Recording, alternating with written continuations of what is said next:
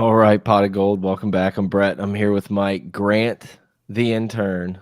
I think are you at the parade? No, Grant at a remote location, not at the women's basketball championship No, parade. I drove back already. You already got back. All right. There's nowhere else to start. It's always fun to win a national championship. I think it's even more fun to just completely blow up the internet for the day, for the week, to completely overshadowing the men's game. So Kim Mulkey, the greatest basketball coach of all time, Moscona was texting me about it. I think it's that's justified. I think she's queen of the South. Kim Mulkey is brilliant. She's an awesome hire. Year two national champions for the first time in my life. I've paid attention to more than one women's game, like in its entirety, and I was very entertained. I think it was very entertaining. It was exciting to watch. I thought Iowa's team was awesome to watch as well. Like leading up to that game, Caitlin Clark was ridiculous. Like some of those shots, that bulldog in the middle, that like if she wasn't fouled out, like that bitch was out of control. Like that's a monster in the paint. But yeah, it was fun to watch. Unfortunately, we have a lot of classless pieces of shit on our team. And Don't do that. No, I'm not going to get into all that too much. But yeah, it's unfortunate that it was overshadowed by a hand gesture that is, in my opinion, a result of the women's game not really being on the same level as the men's. And they finally got their piece of the pie, some attention. And I don't think a lot of people on that team were ready to know what it's like to be winners, right? And I think, some of that was taken out the wrong way. I think it was absolutely blown out of proportion. But I do agree that some of the extent of the celebration was just like a little much. But at the end of the day, it's like, oh, that was a little much, and it's over. Because Dave Portnoy lost a bet, he calls her a piece of shit, and all of a sudden we're into like a political spiral for the next 3 days. Which like objectively is hilarious. Like it's extremely so funny that like as soon as it happened, I obviously refresh Twitter, throw up the Scott Woodward pick because once someone who hadn't been getting a lot of talk, Scott getting a Woodward. lot of hate. Scott's been getting a lot of hate because of McMahon. Yeah, whatever. We're a women's basketball school, but yeah, as soon as I saw that tweet, I was like, oh, obviously Dave got destroyed by a bet and moved on with my life. And 4 minutes later, like Twitter was literally on fire. And it was extremely funny to see. I'm with you. Like, I don't care. Taunt, do whatever. You won. Like, do whatever.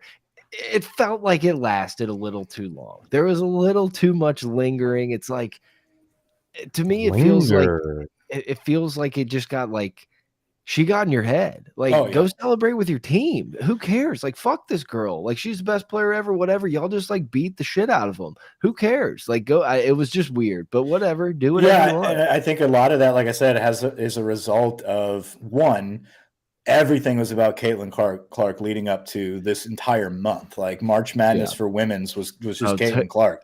Took over TikTok. Even when the wife starts asking me about certain female players, like, we're going viral on the talk. Yeah.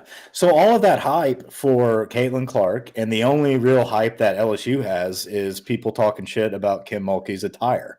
That's really all we had. And it's like, dude, we've got some beasts, right? Like Alexis Morris and Angel Reese and Flau'jae. I hadn't heard of any of them. So right, and but that's the problem. Is like they now are under a microscope because they beat the shit out of Iowa, who was supposed to be the best thing since sliced bread.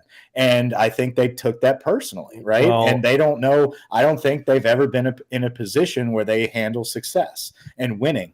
And in a men's sport, like everything that I'm used to being part of or being a part of with fans, it's like you obviously have an opponent that if they get in your head, you beat them on the field, you beat them on the court, you look at that scoreboard, you do your shit talking. But like what says more than any of that is like not giving a fuck about Caitlin Clark. Like just ignore them like they're little flies on a wall. Like they left, they're done, and we're going to celebrate. But it is what it is. Like she probably regrets it a little bit about how far it went, but she's the type of person that's like, hey, I'm marketing myself. This is big to my brand. Like, I'm going to keep going with this now. I want to be a villain. I heard something today that Angel Reese, her follower count from that moment, from the third quarter on or whatever of the championship game, has surpassed any other men's player, obviously, and women's players' follower count. Well, she spiked by like 1 million followers. Total. Dude, so honestly, all of this BS, like, in Dave included, has only made her probably close to $1 million, if not more. Her clout level has definitely risen, as well as all the other girls on the team. And my point is, I think LSU kind of promotes that. They kind of have been promoting that. You see it with the football and all these hype videos since 2019. Our social media department, we've been hammering cool hype videos and having swagger and promoting yourself, and now NIL deals. And I think that they've really promoted this women's team to go out, be yourself, get as many followers as possible, because the WNBA is not going to make you money. It's going to be ad revenue through NIL. So they've done it. I know. Now, waving the hand, that's different, but it's definitely made her. It all doesn't matter. It was Dave Portnoy lost a bet, made it a classless piece of shit comment, and then after that, just decided to troll. Every tweet after that was just like, "Ooh, was for him some to be people trending. some people are mad. Some people are mad now, and I'm going to keep going with this." Like, every tweet after that was like, "I can't believe this is still being talked about," but she's classless. Like, he was just trolling just to get the clicks, and people bought it. Yeah, you're going to see Dave's name and Aid. They both made so much money over this BS. Yeah, this is just like the biggest thing, the best thing that's happened to women's college basketball, probably women's basketball, period, ever. Like, more eyes have been on it. I was watching viewers, like, that's crazy. I was watching something like so totally not having to do with college sports or anything, and the guy had Twitter up, and it was like who you should follow, and Angela Reese was the first one, and it was just crazy. Like, man, like it's getting promoted to like everything, and it's just.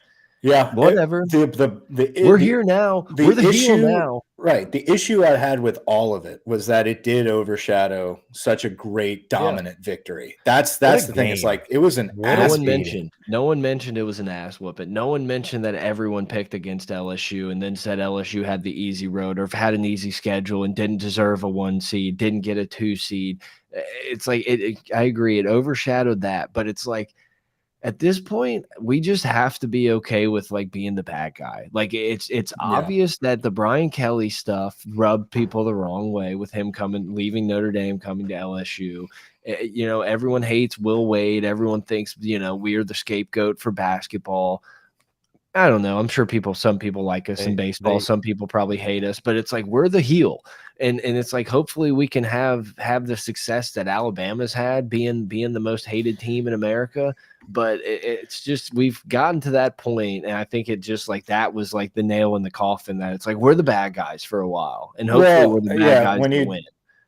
When you talk about baseball, it seems like anybody that wants to like start chirping about baseball, it's like the first thing they mention is, "Well, you have a bunch of transfers, though, right?" It's like, well, yeah, we have a couple really good transfers, but we also have Dylan Cruz, who has been on the team for quite some time. We also have a bomber in Gavin Dugas, and we have a disgusting freshman class. Like, don't do this whole like, oh, you got Tommy Tanks and Skeens. Well, yeah, they're trying to compare it to Vandy, who has, we don't have all these transfers. It's like, okay, that's a whole different program. There's always something. They have a different way of paying players than the way we do. Right, but there's always something that people are going to bitch about with LSU. But at the end of the day, LSU is in their mouth. LSU is in their head, and we're being discussed rent free. We know the definition of squatters' rights. Like I said, like we're always, for whatever reason, we're the ones that are sitting inside of this bubble of LSU, right? But it just always seems like we're the center of attention, no matter what sport is happening, and it's the most bizarre yet awesome thing to experience, just being an LSU fan and always being in the middle of controversy. So what do we do with Dale Brown Court now? Dale Brown, Gunner, Mulky, Robinson, Augusta, Maravich, Court. That just shows you, and that's a great point of bringing up Simone Augustus. Seeing her not being allowed past the ropes. It's like this is what we're dealing with women's sports right now.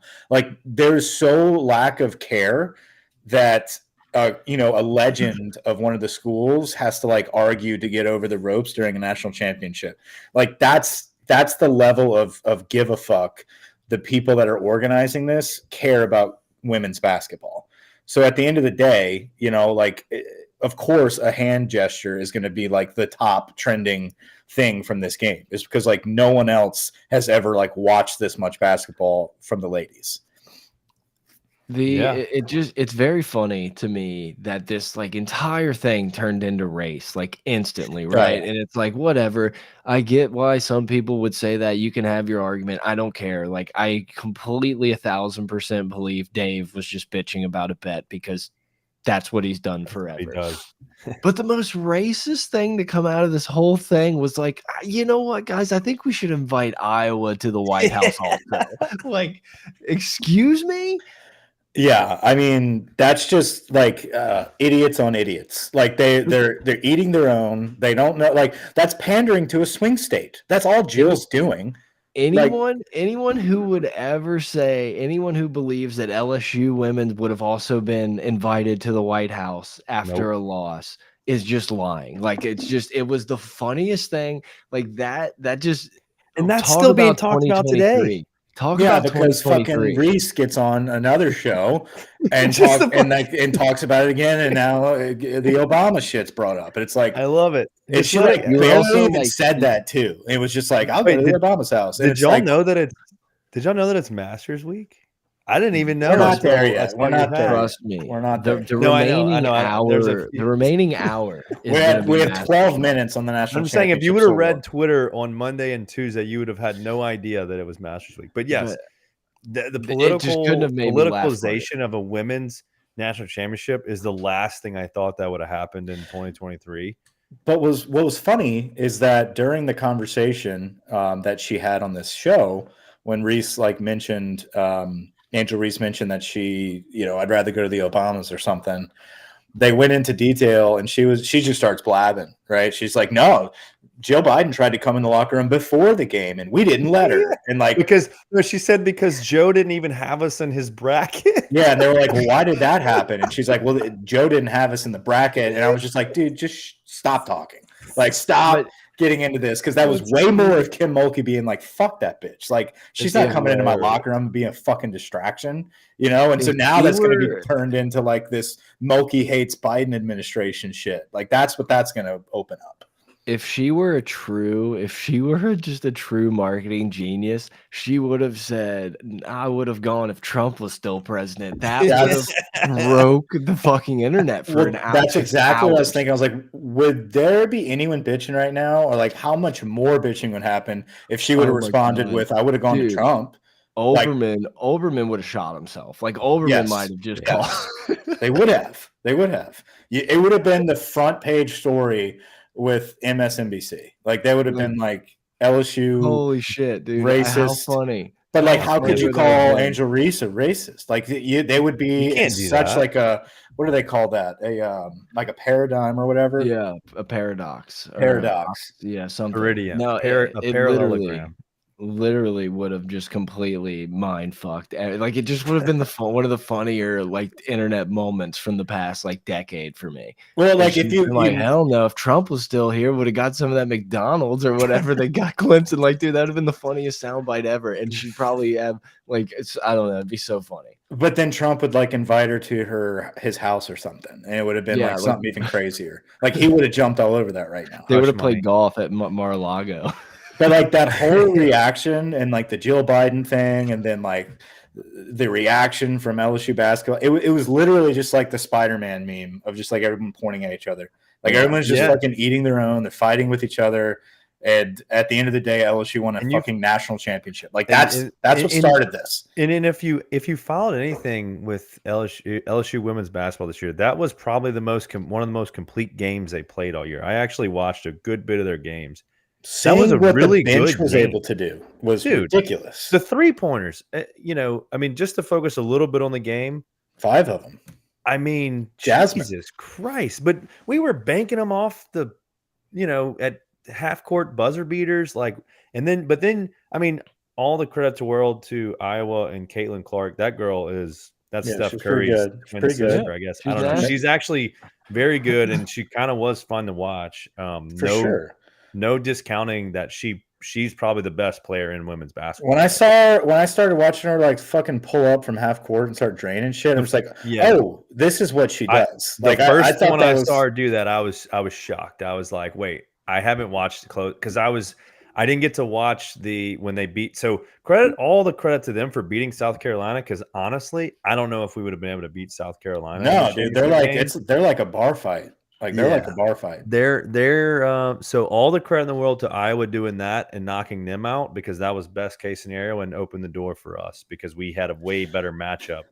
Is there a difference like in the court size or like where the goals are? The balls are different size. That's it. The ball is smaller and the 3-point quarters closer. 3-point line's closer. Yeah, 3-point line is so where Caitlin Clark is like hitting all these crazy. Those are NBA 3-pointers. Plus, even further. It's crazy. That's crazy. I mean, but it's not just that. Like, it's not just her threes. Like the way she fucking moves around with the ball. Passes the ball. She looks like Pete Maravich. Pretty impressive. I've used to watch Pete all the time. She's one of those just like generational female players that can do it all. Like it was like the Diana Taurasi type stuff. It was like, yeah, she could get buckets on the at all times, but also could just like dime people up. No, she can play, man. There's no doubt. I'd much rather her over the girl from Louisville too. The girl from Louisville. Oh my god, what an all-time classless. Quote. She seems a lot more classless than any of the girls. Kind of that trashy hot though. Yeah. Oh my god, dude! An all-time quote in a press conference saying God doesn't think I'm honorable mention. Like Dabo was punching the air that he didn't come up with that fucking that heat. He did. What a line. He did. Yeah, but no, great game. Shout out to Kim Mulky because it's pretty fucking crazy that you can just like turn around a program and have like pretty much instant success. I was reading a post on Talk Droppings. It was hysterical. It's this guy confessing his love to Kim Mulky and how like he followed her in high school when she was, growing up in Tickfall and playing in Hammond and all that good stuff. His high school was playing them and he was in the stands. He's like, there was just something about that little pigtailed queen running up and down the court. And he's like, so here I am watching the national championship with my family all these years later. And I had to really sit back and start blushing around my wife. My little pigtail queen did it again. And I'm just like, this is ridiculous. That's hilarious. We need to go find that. That's a Sunday reading type of thing. She's 4 national championships. She's I know it's a completely different thing, but she's up there with the Sabins and the Skips of the modern day sports. For sure. No, I agree. Absolutely. Champions. I love her response to everything. Like when they ask her a question, it's like this defense, like she just starts like fucking like very well. Did you watch the second half? We didn't. No bullshit. Like who the alpha in the room is. Yeah, I thought it was so kind of cringy when they're just like, so what was your pregame speech? Like whatever. She's like, honestly, you know what I did? I walked in and said, play that funky music, white boy. And I'm like, they're gonna fucking take this out of proportion now. Like like everything can be twisted now. Pretty crazy. But look, I like Alexis Morris too. Alexis Morris is like Lex Luthor. She was really cool to pull for. She's there's no other word to describe her than a dog. Like, she could. That's an athlete. I legit feel like she could play. If there was a women's football team, she'd be a hell of a cornerback. Yeah. I did find it interesting that these are some young players too. Like, I was going to say, this isn't coming back. Falage is coming back. And we just got the #1 player in the country, actually from Bossier, Louisiana, coming next year. Pick him better than Flo J. Similar player to Flo. Wow. Similar player to Flo J, where just can do it all, but better. Has won 3 or 4 straight state champions, and now she's coming to LSU. The last 4 days has only helped LSU's female basketball recruiting. I can promise you 100%. 100%. And then the only negative on LSU basketball that was like against us in recruiting was like this whole like Kim Mulkey is not sticking up for Brittany Griner bullshit. So obviously she's racist, right? I haven't heard her name this whole week. Having all of the players come out and be like, no, we fucking love Kim Mulkey. Like, she's the best. There's not a racist bone in her body. Like, she loves us. I love how they explain you can't just show up to LSU and think that like anyone can be coached by this bitch. It takes you're gonna get your ass chewed out nonstop, and you better be ready for that. And here's the fruits of that. Like, here's the payoff. Yeah, you all right there, Mike? I'm in a hotel room, and I feel like fucking world just shook. I don't know if I'm being too loud and someone's like banging a broomstick or what. Is it an earthquake? Are we gonna do a quick circle up on baseball? I think we should. I think we should. Grant, if you want to spitball for like 3 to 5, and we can interject. Yeah. So, first off, watch some baseball. Brett did. Brett was too. I mean, Dylan Cruz, we can't a little overrated. A little overrated. Hit streak's over. Come on. He's a threat. I guess we didn't talk Tennessee, right? No, I was just expecting to watch the best player to ever step foot on the campus, and he's fine. Tommy Tank showed up. I mean, I gotta know. So Dugas showed up. I gotta know before we start. Were you got by the April Fool's joke, or were you posting the April Fool's joke to us? I was. Yes. I honestly, you got. No, I honestly was not got, and I sent it to you guys to mess with y'all. I got because I know y'all both did. No, I got because I know Skeens bats. Like, I know he's a good hitter. Where I didn't like give a fuck to research anything was like what position he was taking. And then that's why you were like, yeah, center field, Cruz is in a little bit of a slump. That's when I was like, what is this about? Like, there's more to this. I just looked at it because obviously I don't care, and I saw Skeen's name, and I was like, "Oh, Grant's eyeballing because Skeens is going to get the hit this week or today." It's like we already beat up on Tennessee. We're going to let the boy bat, and then I just like moved on with my life and came back, and I was like, "This is not right." Yeah, let him eat. Yeah, and then the joke was on us though because we got run out the house on Saturday, but okay, so. I'm saying on Saturday. Obviously we won a very meaningful series. The problem is we don't have a third starter right now, and we'll get into that. So I was fortunate enough. I went to the game on Thursday. Me and the boys, not these boys, my other boys. Shout out JR 3318. He was actually not there. He bitched out. Anyway, we were there sitting down the right field line, so near the student section. What an atmosphere. It felt like a super regional. It felt like was it totally everything you felt like games hoped it to be. It was everything I wanted it to be. That's when awesome. we decided to do this game. Vitello, the Mayo, and Mulky. Yeah, it was just the crowd was into it a Thursday night, right? Mm-hmm. It was beautiful. Every time Vitello walked to the mound for a mound visit, he got booed, and then we had a clutch home run. Skeens was electric. I mean, just almost flawless, damn near perfect. He didn't get the win, but I mean, Tennessee's a very good team. And then we come in late, and Jordan Thompson, hero of the day, Dugas first with the home run, and then Thompson in the 8th, bases clearing double with 2 outs was just, I mean, it felt like shovel. Yeah, I loved it. The shovel was great. It was a long applaud. I'm trying to Did you ever hear? Did you get to follow up and hear any of Vitello's sound bites? Because they were pretty funny. Like the first, I don't know, it might have been like the third post game. No, like during the game interviews. No. Like he just dove right into excuses. He's just like, we have the toughest schedule. Like we had to lead up, like nothing to do with the game. It was just like, and then we have to go to LSU. So like, you got to give us a little bit of room here.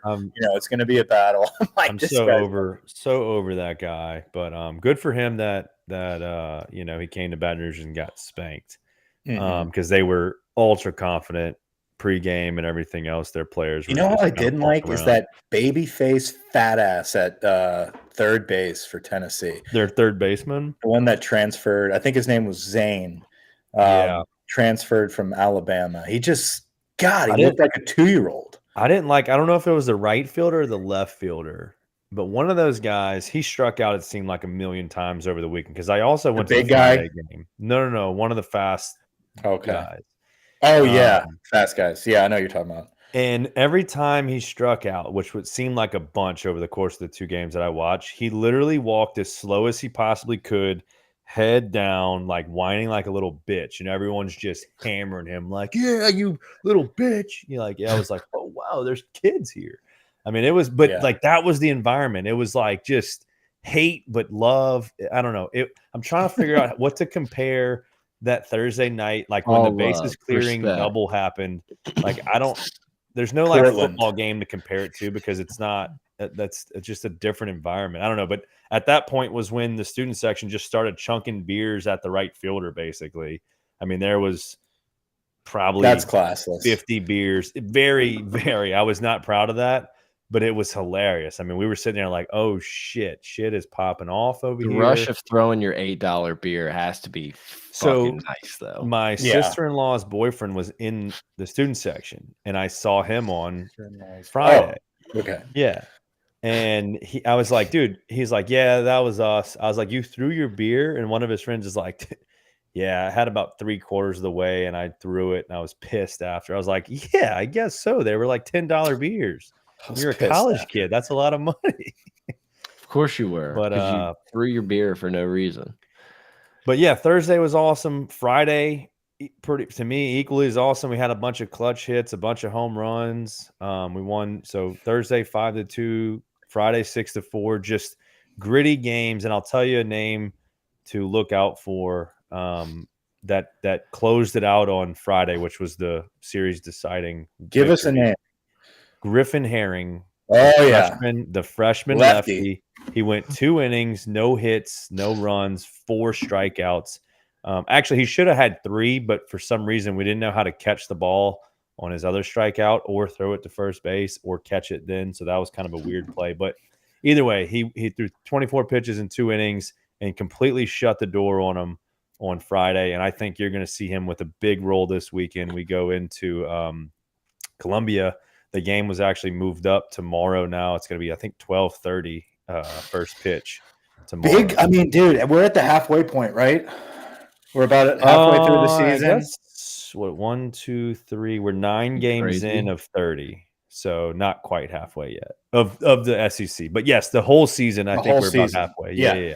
So SEC, we're just South Carolina. I mean, they're playing some big boy ball right now. They're like number 5, 6, depending on what poll. Yeah. So I think after this, though, do we have Ole Miss right after this? Kentucky. Okay, so they're not. That's our old, and they're not bad, but no, but Ole Miss after South Carolina, Ole Miss is like the last. They're after Kentucky, big boy that we have on the schedule, and I like how we got out of like the big dogs out the way first, and so we can kind of experiment a little bit, kind of not rest up, but kind of get some rotation going before the tournament starts later on. No, I think, and so the biggest thing is obviously we don't have a third starter right now. Thatcher Hurd just ain't it. He's blowing it. What happened? We tried yesterday against Nichols. He couldn't do anything against Nichols. So, and then Shores is hurt. Bad news is Shores is hurt. I think he would have got the ball on the third. Let's call it Sunday. Let's call him Sunday. And now you're going to see Christian Little. It's already announced Christian Little's getting the Little's ball. Got to step it up. He has no choice. We have no choice. He's got to get us 4 to 5 innings especially if we split with them on Thursday or the first 2 games. We've got to get some innings out of him, because then it all depends on who we're going to use up on the first 2 games. Because if we've been fortunate that Skeens can go 6-7 innings and we only have to use 1 or 2 guys for an inning after him. And same thing on Saturday. Floyd's been able to stretch it to, he struggles a little bit, but then he can still stretch it to the 4th or 5th. The problem where we're gonna run into losing a series is when Skeens can't be Superman. Like when he has an off night. It'll be I think we're gonna burn through our fucking middle relief. If he has an off night, then we gotta hope we hit. But with the games I would be scared of is just like what Friday almost turned into, where Skeens pitched his tail off and we didn't hit because they were throwing their ace, so it was tied up. And so now when Skeens is at his pitch count, now what are we going to do? Are we going to respond and score a run, or are we going to let them score on our relievers? So Yeah, it would be nice to now another name to look out for. So Griffin Herring's the first. The second one is Gavin Guidry, the freshman from Barb, who does play a little bit of infield. But coach, I think his quote was today. He said, "We've been grooming him these last few weeks, trying to get his arm trained and ready to go for big moments." And you saw, I mean, it's Nichols, but Nichols is no slouch program. And he went, I think, 2 innings, struck out 4 or 5 yesterday, no hits, no runs.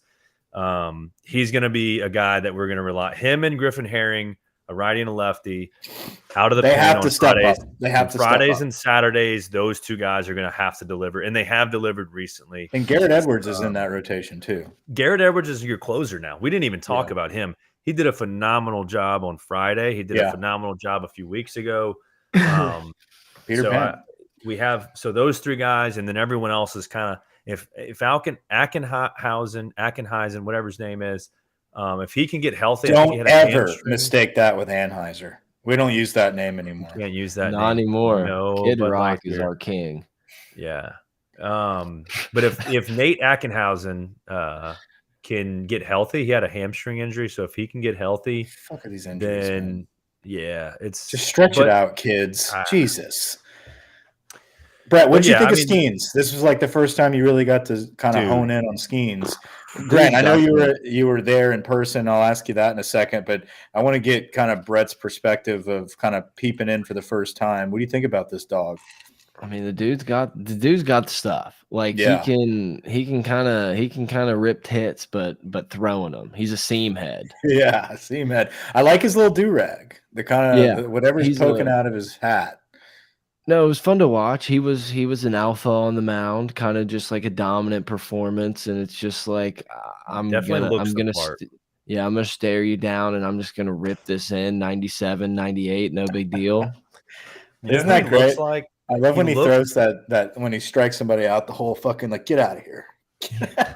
Dude, for being a guy from like an Air Force Academy, like he's got some swagger out there. Like he's fiery. He's not just. Yeah, but he's kind of fiery. I don't know. I like the acne scars. I think the acne scars are just like fucking mess with my pimple face. I'll fucking spike you. Remember when just how many times I've been in the heat. Yeah. Remember when we got Anthony Ronaldo on campus? Yeah. That was during the 09. He was on the 09 championship. Yeah, we were in school. Yeah, we were in school, I guess, or I was probably in high school when we recruited him or whatever. Anyway, he's from up north, 6'7", big old guy. This is who we thought, because Ronaldo was not this. Ronaldo was good, but he was not what we're seeing right now. And that was the other buzz around the stadium on that night was like, do you realize we're never going to – and Tennessee's pitcher is a top 5, top 10 prospect as well. He was a beast too. We hit him. We teed off. We did. He's legit though. Don't get me wrong. But I'm not going to get you wrong. Skeens is the best pitcher in our generation at LSU. So like we saw Aaron Nola pitch, phenomenal. He blew the strike zone up. He was very crafty. He did a lot of good things, but he topped out at 92. We have never seen a guy. Nola topped out at 92? On average, I would say. His fastest fastball, I don't think was ever over 94. I'm pretty sure he was in the low 90s. And even in the MLB right now, he doesn't top 95. Okay. Which kind of makes a difference when you're talking about 99 to 100 from Skeens, Skeens is velocity, sustained velocity. So the stat that they kept talking about was that because he went 7 innings, I think, this past week. So over the course of 7 innings, his average pitch miles per hour was, I think it was like 98 or whatever the number was higher than the average of any MLB pitcher that was a starter last year of any game of the season, which is just absurd. Yeah, he's a sick pitcher. And then I love how Brett's in the corner right now, just getting all the golf information ready, just soaking it up. Is that what you're doing? Do you hear me clicking? I'm sorry. You're just doing all the research, ready to roll. I'm sorry. I'm trying to figure out a way to get into data golf without paying for it. I'm sorry. This is the last thing. Skeens' fastball, his slowest fastball on Thursday night was faster than Dellinger, whatever his name is, fastest fastball. And that guy throws some heat. So that should tell you something, that Skeens' velocity from inning 1 to 7 never changed. and the dude's just a monster. His slider. He said, "Oh, I just figured out how to throw a curveball." Were you the one telling me that? Last Monday. Yeah, like this dude is. I would imagine he's the type of Joe Burrow guy where he's probably like not really. He doesn't have real classes right now, so he probably just dicks around the baseball facility with Coach Johnson, the pitching coach, and is like, "Yeah, what can we work on now?" Like, and his biggest thing someone asked him this. This is the last thing they asked him. What's the biggest difference between Air Force and LSU? Why are like last year you had 3 games where you had double-digit strikeouts. This year you've got 7 straight, and he said it's sleep. I'm finally able to rest and not have to wake up at the ass crack of dawn. And I think that's important for these guys. Yeah, that's a good summary. I like that. Skeens, Cruz, big bad Tommy. We didn't even talk about Cruz and Tanks, but so Cruz is still batting. Where'd it go? He is still batting .531. His hit streak did end at 26 games last night against Nichols, but he did walk twice. His eye for the ball, man, is unbelievable. He leads the country in average, hits, runs, and walks. Base on balls, right? Like he's 31. He's walked 31 times in 29 games. Yeah, like how I knew what that was called, right? Bases on balls. Yeah, baseballs. Base on balls. Base on balls. Yeah, he reached base on balls. I thought you were about to correct me and say it's bases on balls. No, but Tommy White does Tommy White things. That dude is electric. So in the stadium, when he would get up to bat, I was kind of scared for my life because I was down the right field line. And if he hit a foul ball, I was probably dead. Dude, he is like a sumo wrestler. Did you watch him last night? 2 strikes. Did you see his 2 home runs last night? No, I didn't watch anything last night. One off the middle of the center field wall, and then one again to right field. How many does he have now? Like 12? 10. He's got Cruz has 9. He's got 10. Jared Jones has 9. Dugas has 9. Damn. So we almost have 4 guys with 10. Jones hit one over the scoreboard or hit the top of this, if this is the scoreboard, the ball hit and bounced off the top of the scoreboard. Yeah, he scrapes moons, man. He's up. He's a moonshotter. I don't know if I can. I think it's time. Go much longer. Yeah, let's go. That's it. I think it's time. I think it's time, guys. For everybody that is joining strictly for LSU sports, we appreciate the download. We appreciate the listen. Fun stuff happening with LSU basketball. Fun stuff happening with LSU baseball. But it's Masters Week. It's pimento cheese.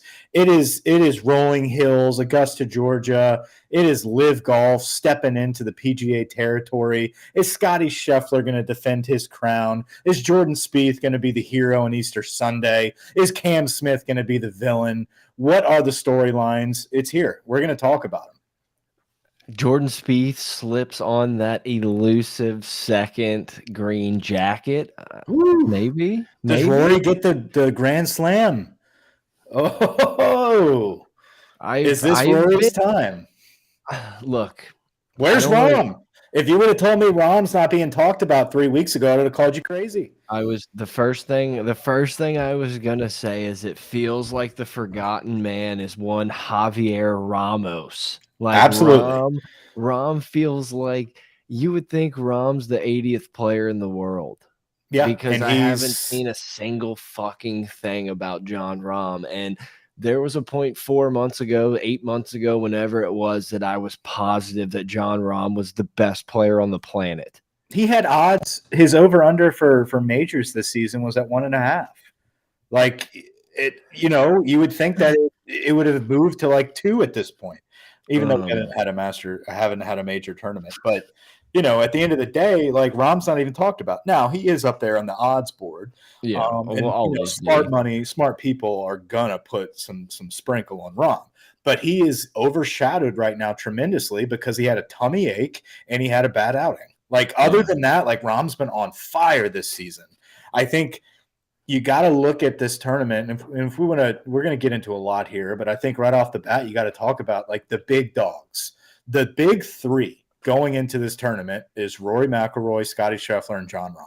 Like those are the top 3 dogs. And when I make my picks, I don't like to just like go top dogs only. Like I'll usually pick one top dog, and then I'll sprinkle like a couple extras underneath that and just call it a day on like winners. When you look at those top 3, though, I picked Scotty because I didn't want to overthink it. Like I could convince myself any of those 3, But there's something about the way Scotty's playing right now that it's like, why would I not pick Scotty Scheffler? I know it's like crazy to defend your crown here, but it has been done a couple times, and it's going to be wet and nasty. It's only going to play into his hands. Like, it's going to be a distance track. He's going to be bombing it. I didn't want to overthink picking Scotty out of that top crew. Cover your eyes. Who's the best player in the world? Scotty Scheffler. Who's playing the best at this very moment? Scotty Scheffler. Who has shown that they could win at the Masters? Scotty. It's like, just don't overthink it. Like, pick it.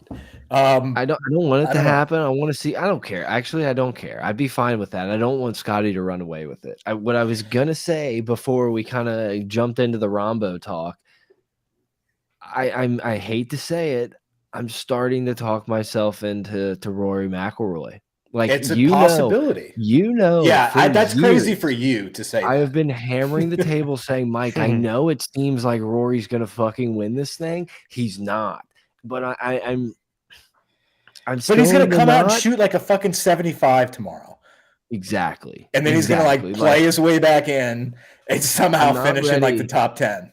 I'm not ready to dip my toe in. Like, I want to, because cheering for Rory's fun, but I'm not there. I think I would love to see it for golf, for Rory McIlroy to win the Masters for the first time. Like, I think that would be an awesome thing to witness, that he's won every major and he finally, like, the face of the PGA Tour right now, as far as like defending PGA discussions and, you know, the live controversy, like for Rory to pull away and win the Masters, I think would be great for the game. The other thing that kind of makes me think Rory has a great shot as well, we lost Brett. We lost him, or he just peeked away for a second. He's back. He's good. Can y'all hear me? I didn't hear. Yeah, Brett, you're good. You're good. Okay, cool. So wait, say it again one more time. Which one? Testing. 1, 2. I think we have to restart. All right, ready? 1, 3. All right, Pot of Gold. Welcome back. I'm Brett. I'm here with Mike Grant, the intern. How about Kim Mulky? No. Well, you got to look at it, like how the weather plays a factor. I know I keep harping on the weather, but it's going to be it's the biggest thing. Let's pull that up. It's going to be nasty. Like, it's going. Got it. It's going to be wet. It's going to be cold. I think it's going to be running slow. So you got to kind of take, this is the first thing I think about is, who is that going to like push away, right? Like, who are like the ninnies that are going to be like, I'm not fucking golfers. Right. Like, I'm not fucking powering through this muck. Like, can I raise one? Yeah. Colin Morikawa. 100%. He is not going to be able to slop his way through this. Like, he's let's see. I'm looking. I need to make the cut. All right, here we go. But you start thinking about like who excels in this type of weather, and it's like these European guys, right? Like those guys that are used to playing in these shitty, windy, cold conditions and wet. Rory might have a little bit of an edge there too, because obviously, like, Ireland is not like terrible weather, but at the same time, like, he's used to playing in the slop. Like, you got to pick some sloppers. That's why I think Justin Rose has like a chance for that like top 20 range. Like, I'm in on Team Rose with you. I hated it. I whenever you said it, I was like, I'm so in agreement with this Rose top 20. Yeah. I would Jason Day in that same boat. I'm very, very confident that these guys are going to play well, and they play well at Augusta. Yeah. I have a feeling we're going to be watching golf on Monday. Might be. I mean, have y'all? You're looking at this? Yeah, it's fucked up. It's not dude. fun. It's going to rain all day. Like, it's not just playing rain. Matter of, you just need no light. You can, but Jesus, the course is going to be. Dude, I promise that course. Listen to me. Yeah, I promise you that this course will get rid of water better than any plot of land in the history of America. Yeah, in America. Yes. So it's like, sure, you're gonna end up catching some mud balls, and like, hopefully, can I tell you first the weather? Cam Young is a guy that I can't stop thinking about, and I think the weather plays into him because, like, I think his ball striking is so fucking elite, but I don't trust his putter. But when you're ball striking so fucking Slow. elite and they're these super wet receptive greens, you can just go start sniping pins. Like I cannot get Cam Young out of my head. That's why for this week, and I hate it. I'm not even like I love it, but I can't not. No, he's a baller right now. He's playing very well. I think he is a guy that he's got good distance, and like I think what we have to look at this week in particular with the slop and with Augusta and how like undulating not only the greens but just the fairways. Like you have to be an athlete, right? There's way more of like a premium on, hey, this ball is way above my feet or below my feet. It's fucking wet, but I have to like carry this shit 170 yards to this spot. Like you have to be able to do non-conventional shots. Yep. Right. And I think Cam Young, I think Sam Burns has some of that in him, like that athletic style. I think the other one is a live guy, and I think Dustin Johnson kind of plays into this where like he's got big distance if he can, and he's a fucking athlete.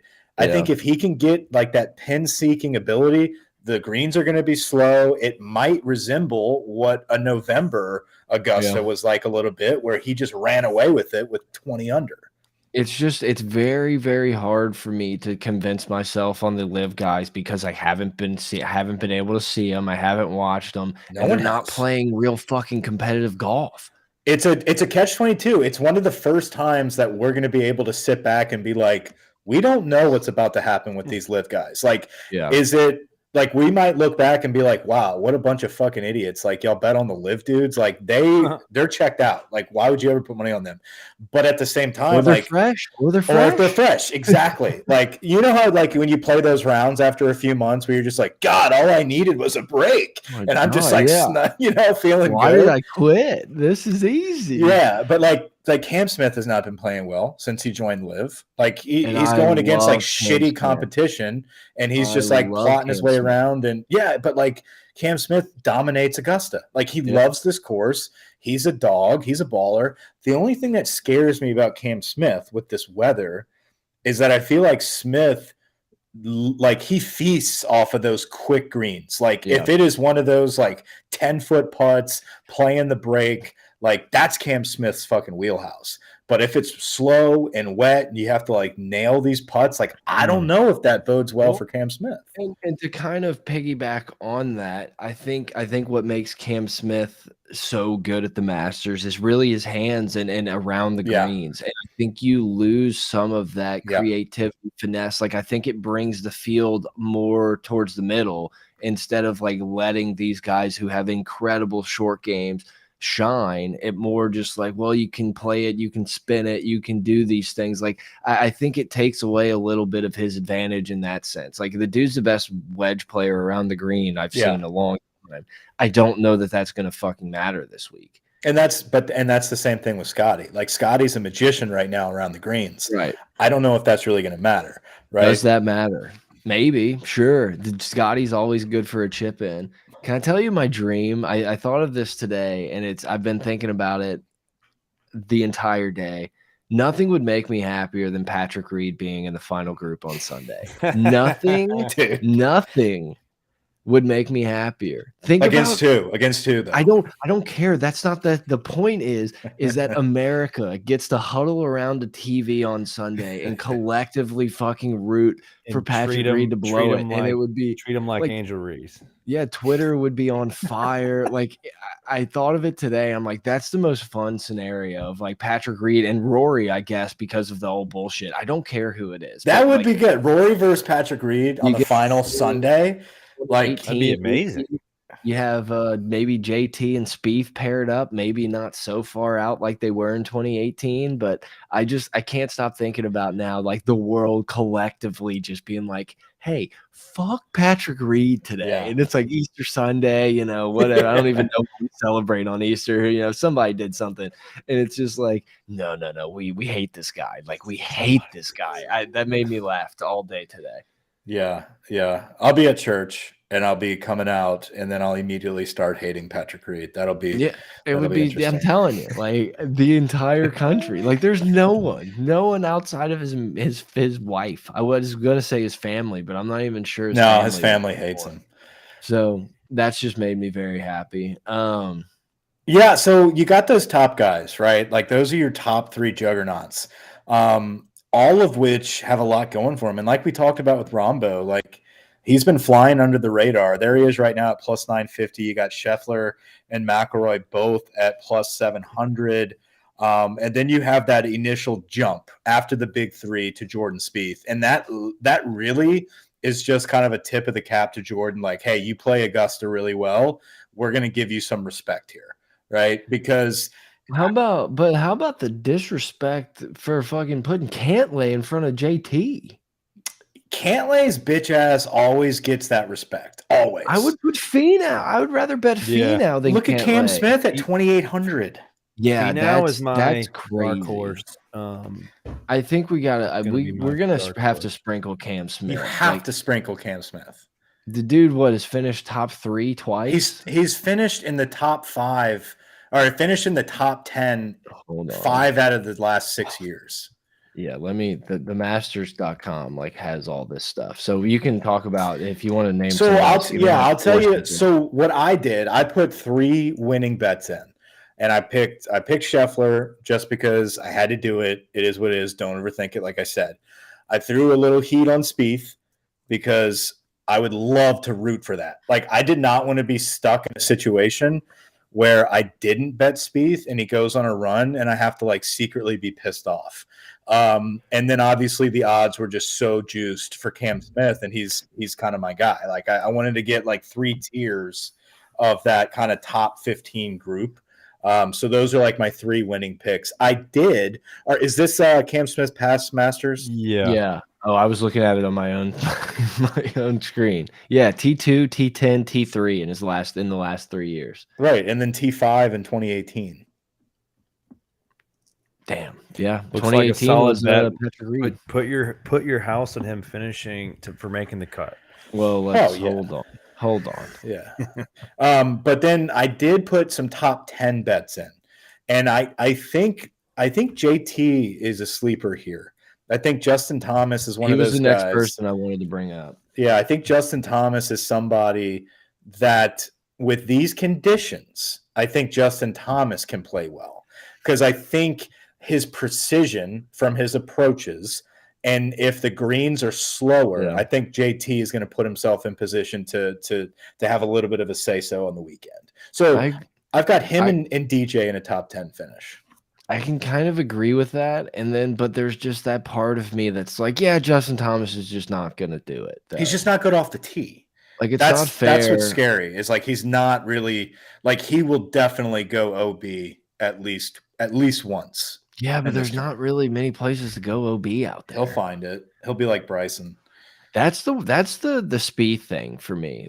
As long as Spieth doesn't take the random 9 on a hole, and his putter doesn't completely fail him, I fully believe he's lingering at minimum around on Sunday. And it's that dude. I mean, if you want peak Spieth, go to 2018 and just click play on YouTube because it's immediate. He starts on 1 as soon as coverage starts, and he just blisters that place and kind of shoots himself in the foot. Legitimately could have gone and won that tournament. So if he's lingering on Sunday, those Sunday pins, I like my guy. I would love Spieth to do it. I would love to see Spieth put on that jacket. It'd be fun. I'm ready for the Spieth experience again. I hope it goes my way. I was listening to No Laying Up. It was funny. Neil mentioned he's got a prediction that Bryson's gonna fucking do something wild. He feels like Bryson is he's already rearing back on a par 4. No, he's gonna cause a bad a negative scene. He's gonna shoulder bump something. Rory in the locker room, and it's gonna be a story. The Riddler. There's just something that happened. I didn't watch it though, but apparently something happened where Bryson already seems unhinged. He's kind of talking manic, out of his ass.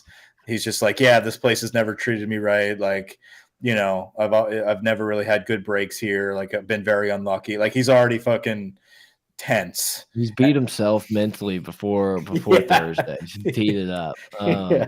Yeah. I could see him doing some type of bullshit the fucking tossing the tee type bullshit. Like he could accidentally get like a tee tossed at him, and like he could claim like he got his eye poked out or something. I'm hit. Yeah, he's gonna do something. Yeah, I haven't had the time to check out No Laying Up. That's the post pod. That's what I'm going to listen to tonight. With the rain coming, the ants could be an issue for him too. Ants could be an issue. That is a good call. Dude, if you think they let ants, on that course, you're mistaken, my friend. Yeah, I know, right? Those fuckers, the minute they see a speck of sand that does not look like a bunker, they're mow it down, dude. They're out of here. No chance. You know, another live guy that the value, pull up that chart again. What's Brooksy looking like? With his pretty bones. good. I'm not. He's actually pretty high. I'm just saying, Brooks Koepka at plus. He's like 20th. Yeah, like that. 3, 1, 2, 3, 4. That's gonna get people are gonna get some. People are gonna bite that.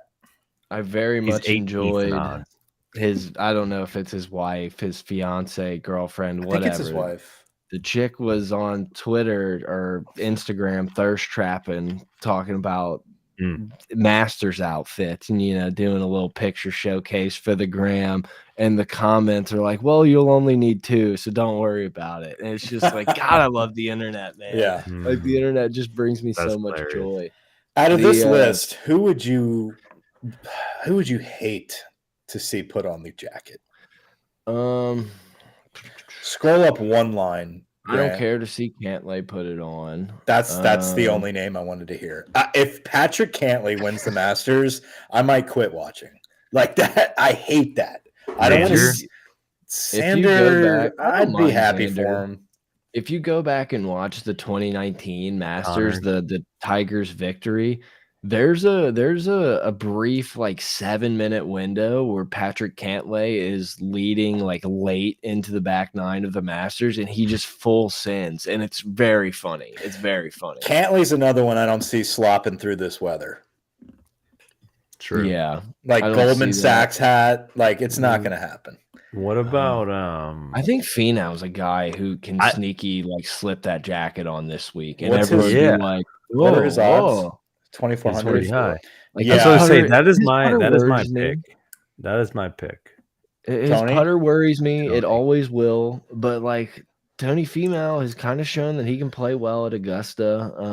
And he's started winning recently. Started winning. I mean, he's got some confidence, and I think you saw it during the Netflix show. I think he's kind of overcoming his whatever he's got to provide for that family. Yeah, dude, his family better fucking be there.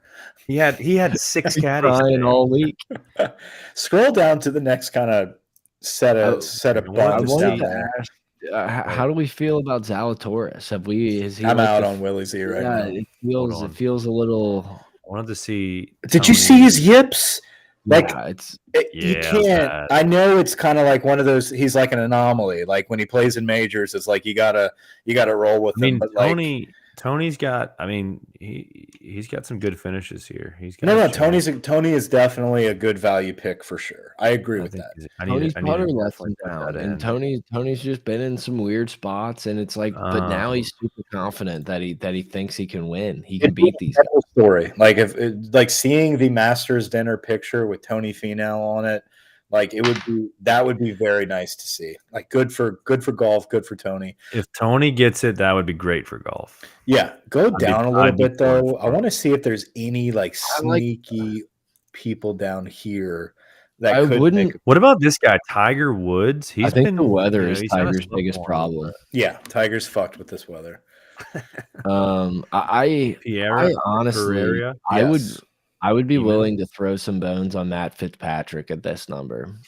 Dude, I mean, he's been playing like donkey, right? I know, but it's a lot. He's good enough. It is a lot. Matt Fitzpatrick is a lot. Maybe more of a like top 5, top 10 play as like a flyer with good odds. It's like, he may suck and miss the cut, but like if he's playing well, he can top 10 pretty. I don't know. It's just that number seems off to me. Like I trust him more than Brooks.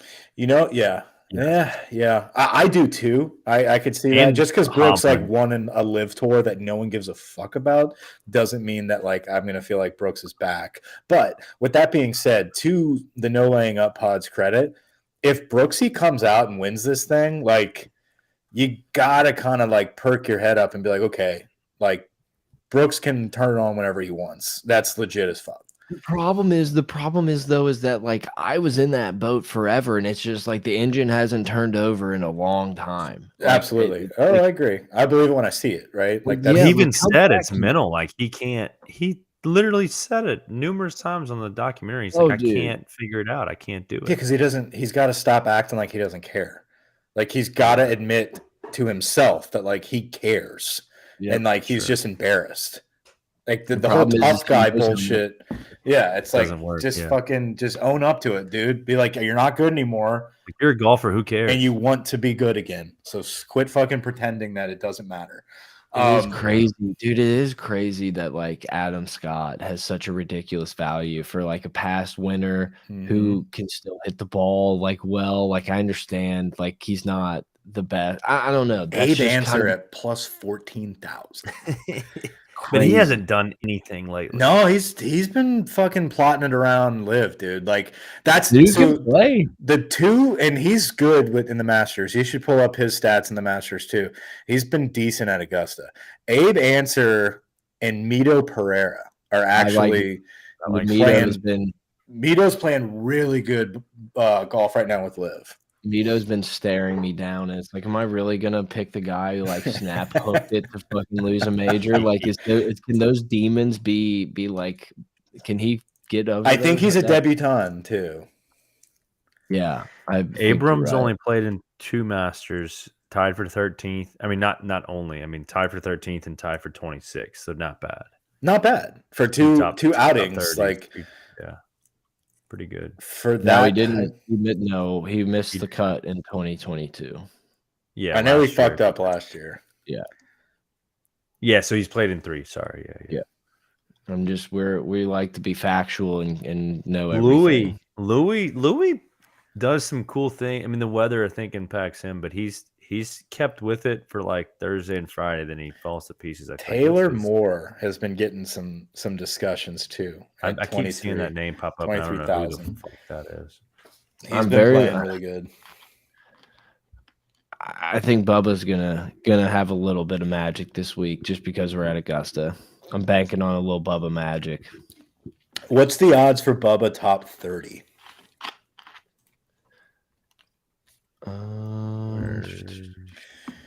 Should be finishing positions.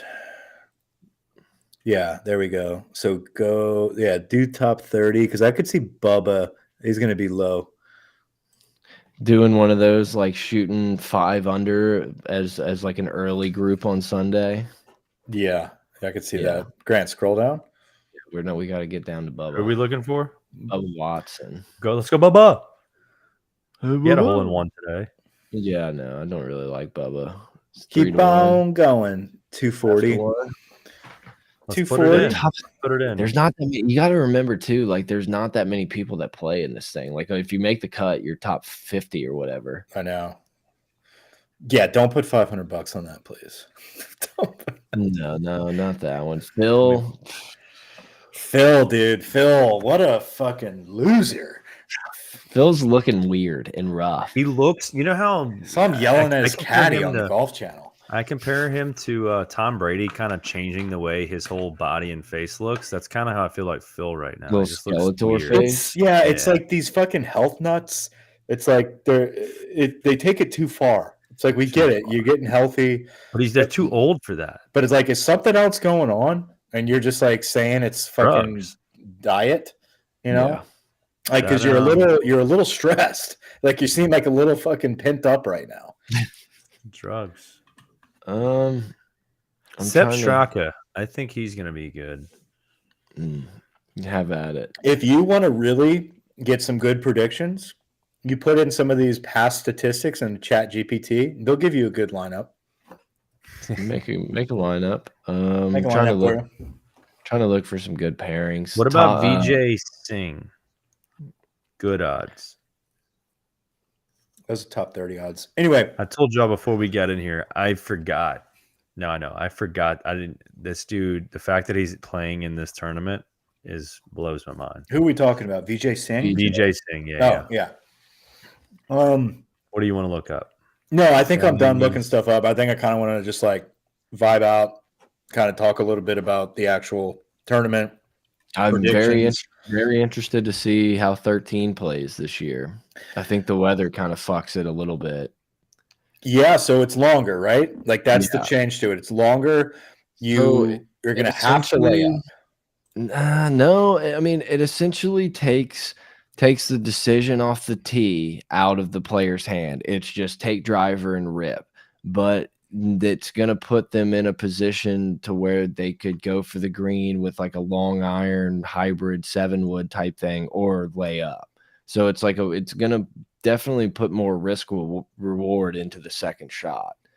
But I think it changes the driver where it's just like, yeah, just hit it as hard and as far as you can. And then we'll see what happens when we get up there, if the wind's right and all that. Yeah. Oh, yeah. 13. Azalea. Obviously. So 15, did they change 15 too? I thought they changed 15 last year. They moved the tee box back, I think, last year. But I don't know. I like Spieth. Who's not going to? My favorite no laying up thing that they do is who's not going to win. So I just want to steal that. I didn't get to that part, so I haven't listened to this one. That's just what they do for every major. So who is definitely not going to win, but out of like the realistic group that could win? Like, yeah, exactly. Someone who like, is getting projected top 10, top 20s. Like, Cantlay is obviously Cantlay's not going to win. I don't think Xander's going to win. I don't think Homa's going to win. I was going to say Max Homa is a guy that has not been mentioned. I just don't think he's going to pull out a major. Hovland's not going to win. Morikawa is not going to win. No. How about some of the Asian players? I don't see. Will it be an Asian player? Sung JM is getting hyped up hard right now. Yeah, that's the problem. Is everyone else seems like he's getting too much love. Tommy Fleetwood's not going to win. No. Hideki's not going to win. Nah, Hideki's out. Corey Connors. No. Pull up the list of the top guys. Yeah, I'm on Data Golf at the top players in the world, like just looking at them. All the way up, Grant. I think Fitzpatrick doesn't count, but Fitzpatrick's probably not winning. I want to stay right there. Don't move. So out of the top like 20, I don't see Jason Day winning. I see him making a run and he gets talked about.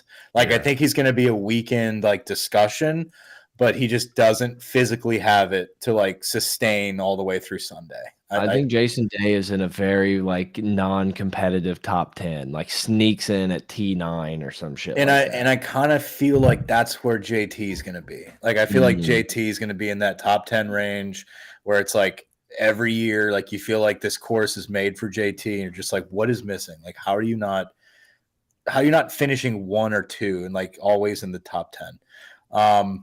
Damn, dude, now that you really look at this list, it's kind of man.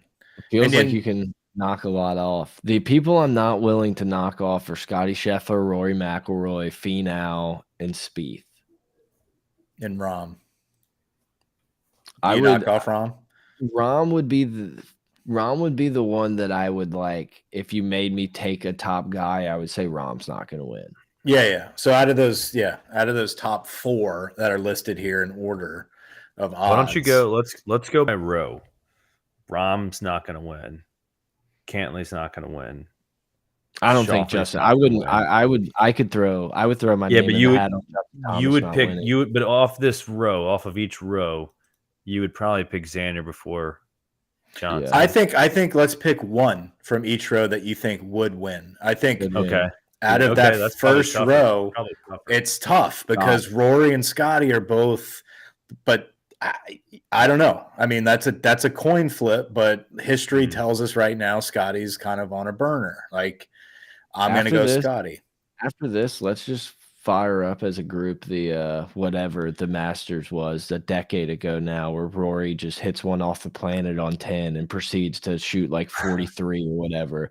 It's unbelievable. One, it's incredible. Like, it's very hard to watch because this little chubby Rory kid is like going through it. But also, it's wild because I don't even know what he shot, but it's like he played as bad as like you would ever seen on TV, and it was like, oh yeah, he shot 42 on the back. Sick. I love that. I'd go Scotty out of that front row. You could definitely make an argument for Rory, or you could make an argument for Rahm, but I think that's a good solid crew. Jordan Spieth would be the next person I take out of those three. So Jordan Spieth, Cantley, or Thomas. I think we're all in unison in saying Spieth would be the pick there. This is where it gets interesting. Finau, Dustin Johnson, and Xander. See, I go Dustin here. Yeah, I'll take Finau. Yeah, I'd take Grant, you go Finau. Johnson to give a shit. Yeah, that's the other issue there. Like if he comes out and is like, I'm here, I'm playing golf. Oh shit. It's day 3. I haven't had to give this type of effort in 2 years. Like, I'm not going to finish out. If someone could tell me that Dustin Johnson was still going to his home course with his TrackMan and hitting 8 million balls into a green and dialing in his numbers and stuff, I could get behind Dustin Johnson winning.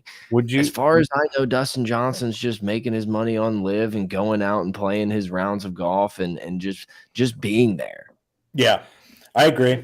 I mean, it's a risky pick for me to throw him in a top 10 or even out of this like list of 3. But if you get Dustin Johnson, that's like ready to compete and he's going to make it all 4 days, like he's got as good a shot as anybody. That's what I'm curious about some of these live guys' headspace. Like, are they in the boat of, I've made so much money, I really don't care. This is just because I kind of got invited. I have to be here because if I don't go here, it's going to look bad. No, or are they in the mindset of like, I have something to prove because everyone's talking shit about how weak our thing is. Is it going to be I don't know, like, but at the same time, like Cam Smith even said, like, I don't get involved in all that shit. Like, I don't know what this 18th green bullshit.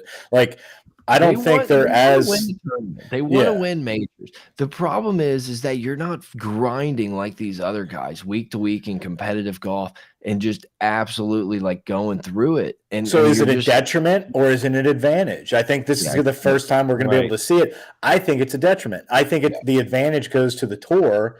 It goes to the PGA Tour because they have to play awesome courses that are off.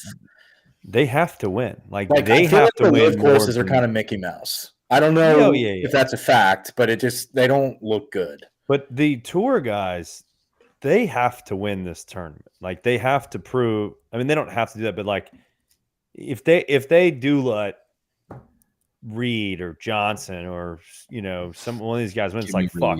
The media is like, well, the Live has some of the best players in the world. They won the Masters because it's the most important tournament in the world. Is it going to look if Live comes out and just like doesn't make the cut and they're just going to destroy them? It's going to destroy them. They're not going to be able to even show up for the fucking PGA. Like if Dustin doesn't make the cut, not that they would be on that one. If Dustin or Smith don't make the cut, or both of them combined, like that's terrible. Are they competing in the PGA Championship for that major, or is that separate from the tour? Yeah, the PGA America is not the PGA Tour. The PGA Tour doesn't have a major. Yeah, because the PGA runs, the USGA runs the US Open, the RNA runs the British, and then Augusta National runs the Masters. Great. No, Grant, stop. Don't just stay put right there. Because this is the one too. Yeah. Cam Young, Homa. So Cam Smith. Cam Smith, Morikawa, Jason Day. Give me Cam Smith. You got to go Cam Smith. This next one is the Cam Young, Max Homa, Victor Hovland. You go Cam Young. I think I go Cam Young. Barely lean Cam Young over Max Homa. Over Homa. I don't think Hovland. Some people like Hovland here. I'm out on Hovland until I see him prove something to me. I can't trust this dude on Augusta greens. I'm sorry. Like, dude's got game. He's kind of turned into Cantley. He can't close the door. He's just kind of. So then you got Sung J M, Will Zalatoris, and Brooks Koepka. I love Sung J so much. You got to go Sung J out of that crew, and then you have Burns, Matsuyama, and Connors. I would probably go Burns. I would go Burns. I think call me crazy. I'd go Corey Connors. Connors is a good pick there too. I think it's not Hideki. It's not the former champion. Yeah, I think we just named the champion. Like somewhere in that. I think we named him before we kept going past the Cam Young one. Like I think I think Scotty, Spieth, Rory, like I think your winners in that maybe plus a handful. Like I said, I'd throw these guys. now. I'd probably throw Smith in there. I don't think Jason Day has like a super good chance of winning. I think he has a super good chance of playing well and being top 20. What year was that? Wasn't he in the final round on Sunday a couple years back? Was that with Tiger? No, he was. I know he was in the final round. Finau. I think that was a U.S. Open recent. Was it a U.S. Open that he was kind of battling recently? I'm talking like 2018 or 19 or something. Maybe, I don't know. It was Brooks that Tiger was battling with, right? That was 19. Yeah, 19. Yeah. Brooks was in the group ahead. Tiger was playing with Finau. Yeah, but it came down to them essentially. Yeah, they all like 5 of the last 6 guys hit it in the water at 12. Tiger was like the only one that didn't. Yeah. Oh, Jason Day was 5th in 2019. Oh, you're right. Day was in that group. I remember his funky hats. He had like I remember he was wearing the khakis, and it's like always when the pro golfer's wearing like a khaki colored pant. He had a strange set. Also, he's missed the cut, but Nike fits. When he was playing his best, he has done pretty good. In the last 2 years, majors when he's healthy.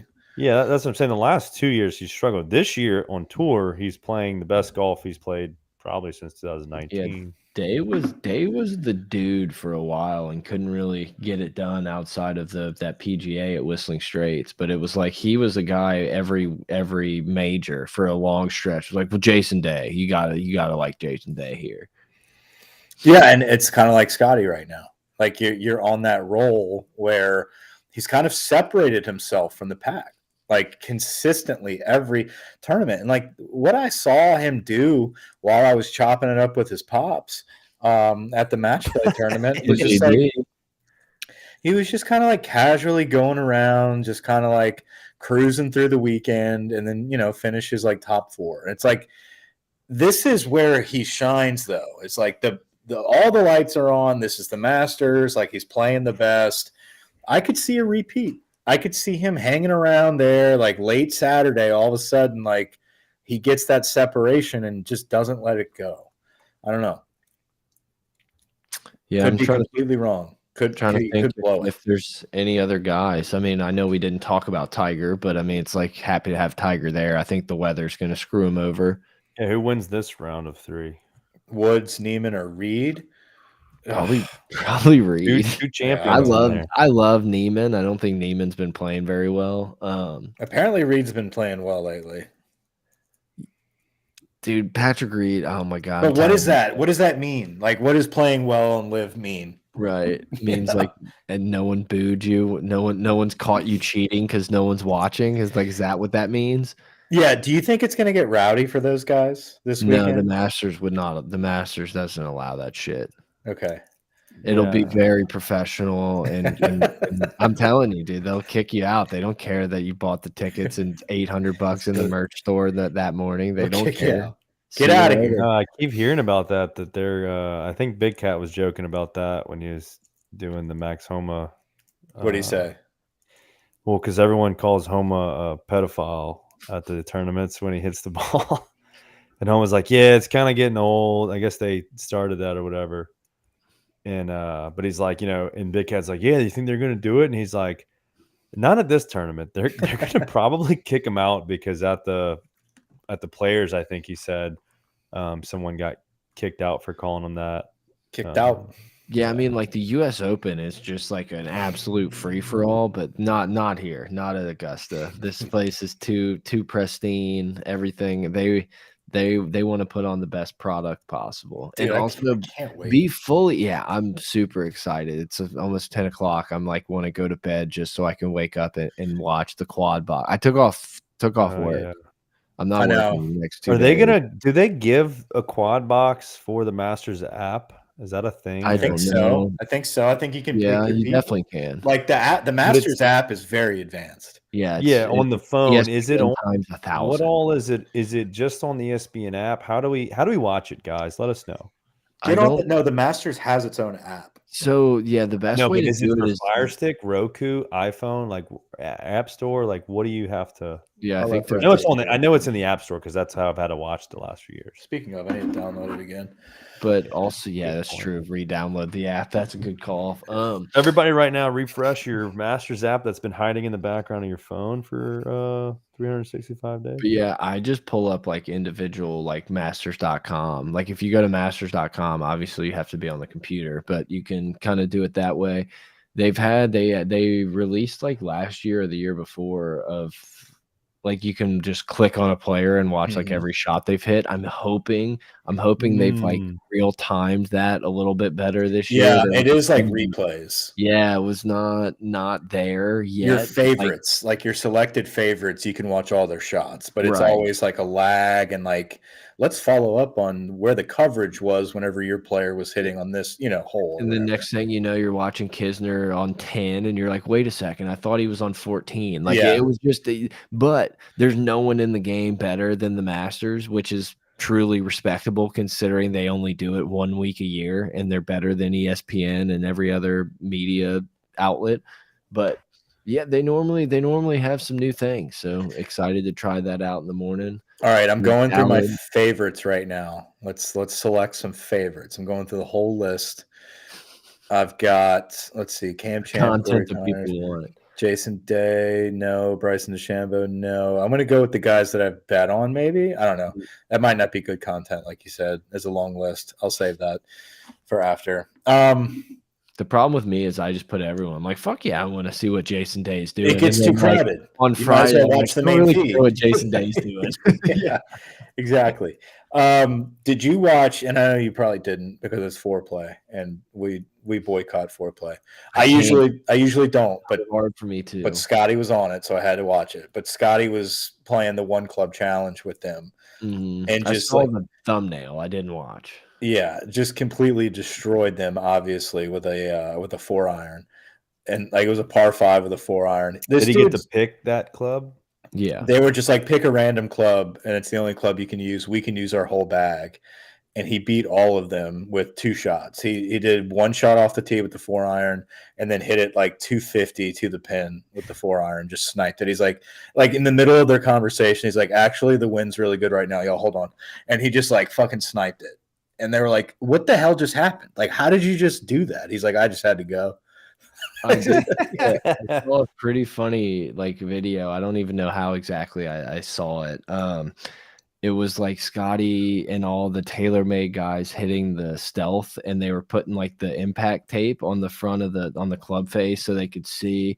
And like they have Scotty just ripping them. He was like, oh God, that was off the toe. Oh God. And they show it and like it's a toe ball, like for sure a toe ball. And they're like, well, it carried 312. And he was like, oh, okay, cool. And then they had Tiger doing it. And Tiger's like, yeah, I hit one off the heel. I like to hit one a little off the toe. And his dispersion on that thing is like fucking in the middle and like just adjacent to middle. It was very funny. I was like, yeah, Tiger would be the dude if we were still playing persimmons. Like the dude is just a ball striker. Yeah, he's just right, exactly. It's like, oh, it's off the heel. It's like, you mean like the centimeter to the left? Like it's like that mark is like just next to it. It was pretty funny. It was like a mixture of 2 videos that I found somewhere. But yeah, it was just crazy to see him like slapping around a 4-iron, and everybody there was like, oh, okay, we get it now. Like that's why you're where you're at right now. Like you're just playing out of control. And then he took fucking Trent's like big cavity back, like big fat boy club. And he's like, I actually kind of like this. Like, it's kind of chunky. Like, it might be something like you like to see off the tee if you're using an iron off the tee. You want a little bit of that girth. He's like, I might start using this. I don't know. And then he swung it, and he's like, never mind. Never mind. No, he's not. I promise he's not. But yeah, I'm excited. Don't be fully prepared, be fully aware that at some point this weekend there's going to be the stories about how like actually the Masters aren't really nice, okay guys, and it's gonna be like some racial bullshit and something. So just be on alert for that, but just kick back and enjoy. Like there's nothing more fun if you're a golf fan. Like this is it. Like Jim I was Nance. telling Toby at work today, I was like, back in the day, I used to take off for March Madness, but that's like spring break. Like that's like snorting some lines and like inject it into my veins. Now it's like I've grown this acquired wine taste to the elegance of that the Masters is, and now it's like I'm leaving March Madness behind. I love it, but I'm not going out of my way. You're moving on from like crack cocaine to like let's light a cigar and have a glass of tea and watch the show. You know, put on the loafers. I just want it to be fun on Sunday. I don't care who wins, just don't win by 5. I know. I don't want to blow it. I want a nice, fun match. The weather's going to be atrocious, but at the same time, like you're going to see some people loving the slop. You're going to see the weather should keep the scores closer, though. You would think. Like, it's going to be low scoring.